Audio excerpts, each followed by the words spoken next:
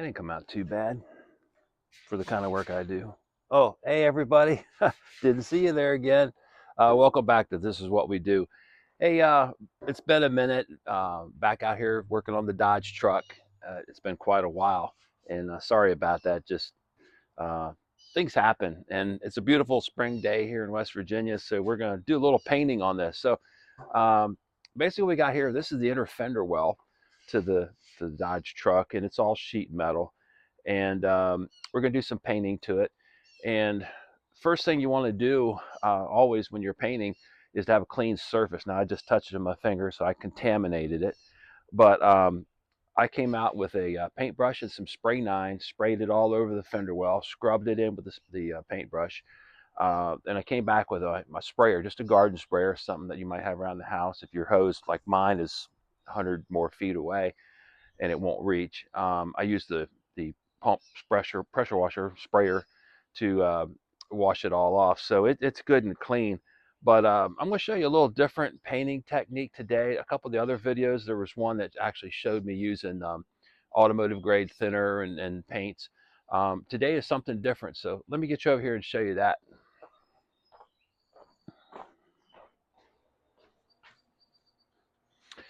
Okay, so today what we're going to be shooting is just some basic Rust-Oleum enamel. This is gloss black, and since we are running it through the gun, we need to reduce it or thin it. And they recommend either paint thinner or acetone. And I haven't had much luck with paint thinner, but the acetone works really good. So I'd recommend that. This is just stuff we got from the local depot store. So, and of course, safety, your respirator. This respirator is for paint, automotive type paint. So it's more than enough for what we're doing here now.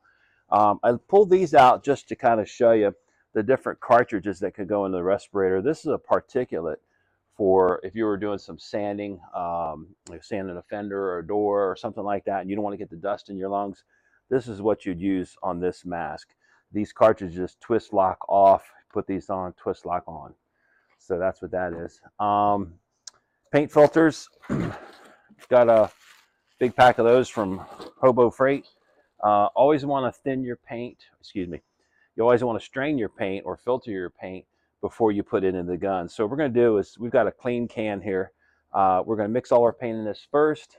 We're going to check our drip count. The drip count is, what I do is when I put the paint in the can and add some thinner to it or reducer, I stir it up, and then when you draw it up, like for instance, I'm not going to use this, but a paint stir, you draw it up and then you count the number of drips. If it takes a long time to drip back into the can, you probably got it too thick. If you swish it around and you dip it up again and it drips really fast, you probably got it too thin. I usually go for a drip count around 7 for something like this. And if you look at the can says not to reduce or thin more than 5% of its volume. So you can measure all that out, but I'm just doing it shoot from the hip because I've done this before. And we'll see if we can't get that dialed in. Spray gun, another Hobo Freight tool. This one here, I have it set at around 35 psi. The line pressure comes in and it's regulated down, has a gauge on it. I adjust at about 35. And I want 35 when you pull the trigger. So when you release the trigger, you'll see the gauge move up. That's just building up pressure in the line until it equalizes. So that's what that's all about. So let's go ahead and mix some paint up. And before we do that, we want to get some wax and grease remover and wipe that inner fender well down. Okay, we've got our wax and grease remover here and got our gloves on. If you can see that, gloves. And excuse me, you can do this stuff barehanded, but why take a chance with chemicals? I know for me, for years of being in the industry, working on stuff that you can tear your hands up. I've told a lot of the guys at the shop that when you change the oil in your car, your lawnmower, whatever, and you get your hands full of that dirty oil, it's cancer causing. So start now when you're young, and you'll be old, or an old fuddy-duddy like me before you know it. without any health issues. So anyway, we just pour a little wax and grease remover on the rag. Just move this around. Let's see if it's bringing up anything. Ever so slightly. So I actually did a good job of washing it, degreasing it. So this is just a final step before we actually shoot some paint. And you just want to go over the whole surface and flip your rag. But when you flip it, flip to a clean side. You'd be surprised how people will wipe this whole thing down on one side. You're just pushing dirt all over the panel, contaminating it. If you're going to do it right. That's my philosophy. So we're just going around wiping. And yeah, sometimes the paper towel will come off on the part. And what was that? Oh, birds. And you just take an air hose and blow it off. It was kind of funny yesterday. I was out here and the dog, I've got a Jack Russell. He's over there now behind the fence watching me. And I kept hearing all the birds acting up. And I went over and looked at him, and he was about 3 or 4 feet from one of their nesting boxes. And they kept swooping down at him, and he kept looking up. Of course, he was looking up late. And they were dive bombing him. So they didn't like that dog near their nest. And what's he doing? He's he's sitting underneath their nesting box again. Oh well. He's a dog. He can do what he wants to do, I guess. Except for chewing on socks. He's good at that too. Okay. So that's wiped down pretty good. Let me run over here and get the air hose. Yeah, come on. And blow off these pieces of paper towel. Be right back. Any loose particles that might still be on there?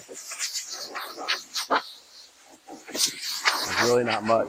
I use those blue paper towels because they're more like a cloth, not a paper. And it seems to work a lot better. That should be good now. Here's one more little tip for you. When you're spray painting, I put just maybe 5 or 6 tablespoons of acetone in the cup, shook it around, and what I'm going to do is I'm going to blow that through, wash the cup out. Because, for instance, this one, when I popped it open, I noticed it had a little bit of crust around the top of some primer we had shot once before many months ago. So we want to make sure all that stuff's washed out. Excuse me. And then once we're done, we'll take this nozzle off, blow that out too, make sure that's good and clean. Do all that long before we put any paint in it. So pressure's way down.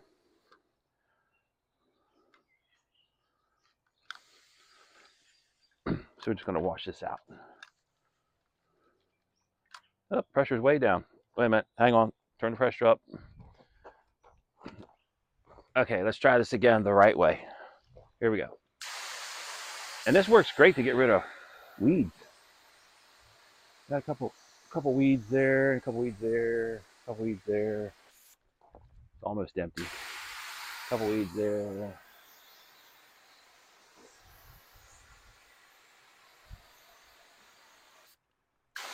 Okay, that should be good enough.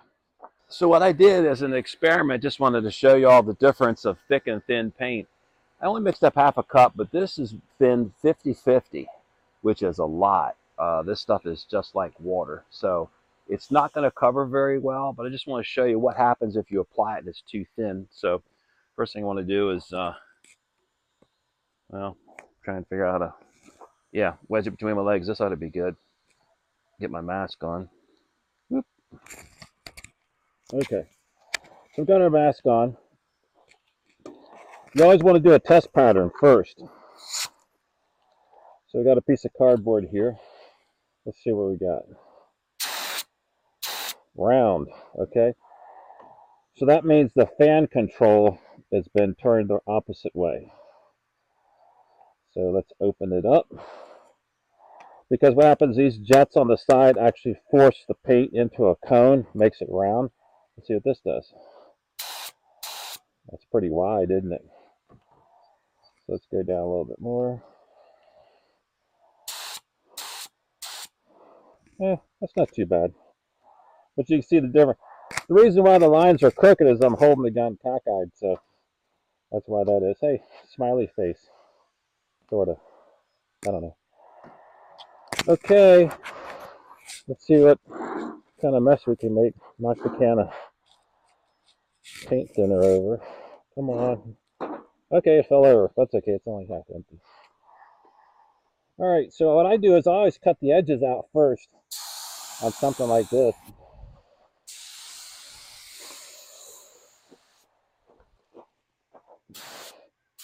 It's just the way I like to do things. Excuse me. Move over there. And you always want to keep your gun moving. If you start off the panel or start in the middle like that, get your gun going and then apply the trigger.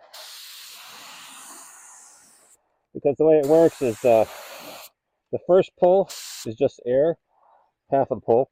A full pull is when the fluid starts. And then you want about a 50% overlap.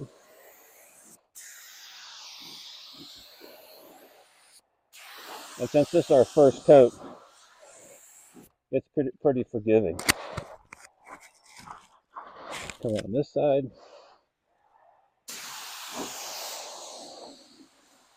50%. And for a very thinned out mixture, this is going on remarkably well. I was trying to show you what happens if you mess up and make it too thin. And it's actually going on great. So we've got full coverage. I don't think I missed anything anywhere. All right, so we'll let that dry. Okay, so this is just the first coat, and we're out scanning the project to see if we messed up anywhere. And it actually came out really nice with just one coat. I'll probably end up putting at least 2, maybe 3. See how it lays down after the second coat. Now you'll see some pitting in there, but that's where it was all rusty, and I didn't do much with it once before. This had been primed a long time ago, and sat and never got any paint, and now we're ready to put the fenders on. So we're trying to make it look a little bit better. It's not going to be a show truck by any means, but it'll be a go truck. What's he mean by go truck? I've got a couple things in store for this. Talking to my son, and he seems to think, oh, you got to go small block. I'm like, small block? I thought we were going to go big block. He goes, well, I know where there's a small block I think you can get. So, hey, if that's what we get, that's what we get. And I have a spare transmission. So, okay, let's let this dry some more. Be back in a few. We're getting ready to start the second coat. Spent about a half an hour in the sun. That should be good enough. Because this acetone helps it flash off so much quicker than regular old paint thinner. You might be saying, hey, he took his gloves off. Yeah, I did. I'm old school. Those gloves just can't seem to feel the trigger is good. And I feel like I have more control when I take the gloves off. Plus, it's more manly. A little paint on somebody's hand is not going to hurt anything. Come on.